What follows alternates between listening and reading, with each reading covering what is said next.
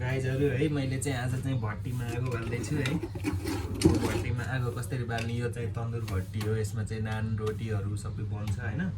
अब यसमा चाहिँ मैले चाहिँ आगो बाल्छु किनकि यसमा हामीले चाहिँ दाउरा युज गर्छ। दाउरा युज गर्ने भएपछि अब ट्याक्क यसमा दाउराको आगो चाहिँ कसरी बालिन्छ मैले त्यो तपाईहरुलाई आज देखाउन चाहन्छु है त। हेर्न सक्नुहुन्छ। यसमा चाहिँ पहिला हिजोको खरानीहरू निकाल्नु पर्छ। अनि त्यसपछि चाहिँ बल्ल दाउराहरू राखेर अनि आगो बाल्ने हो। यस्तो खरानीहरू ट्याक्क निकालेर सफा गर्नुपर्छ किनकि खरानी निकाले पछाडि चाहिँ यहाँबाट हावा खेल्न पाउँछ अनि हावा गए पछाडि चाहिँ भित्रबाटको दाउरा चाहिँ त्यो हावाले फुकेर चाहिँ बल्छ के। यति निकाली पछाडि चाहिँ हावा चाहिँ जान्छ मजाले। अब म चाहिँ भित्रबाट चाहिँ दाउराहरू हाल्छु है त।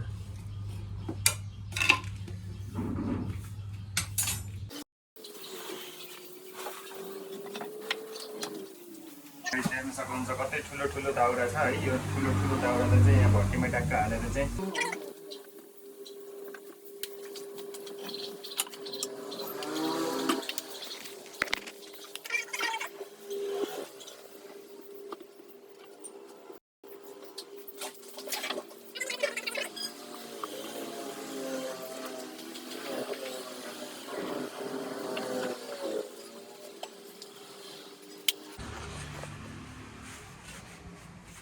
ल गाइज मैले चाहिँ दाउरा ट्याक्क मिलाइसकेको छु। अब दाउरा चाहिँ यस्तै भइसकेको छ यहाँ देख्न सक्नुहुन्छ है।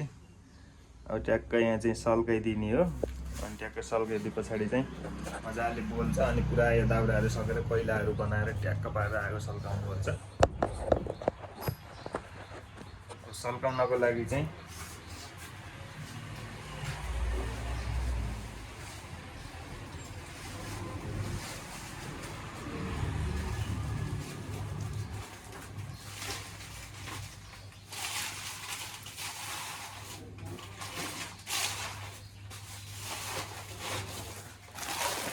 एउटा यस्तो बोरामा भित्र अलिअलि कागजहरू राखेर अनि ट्याक्क सल्काइदिने अनि यतिको भइसकेपछि यसलाई ट्याक्क त्यो दाउरामा राखिदिने हैन।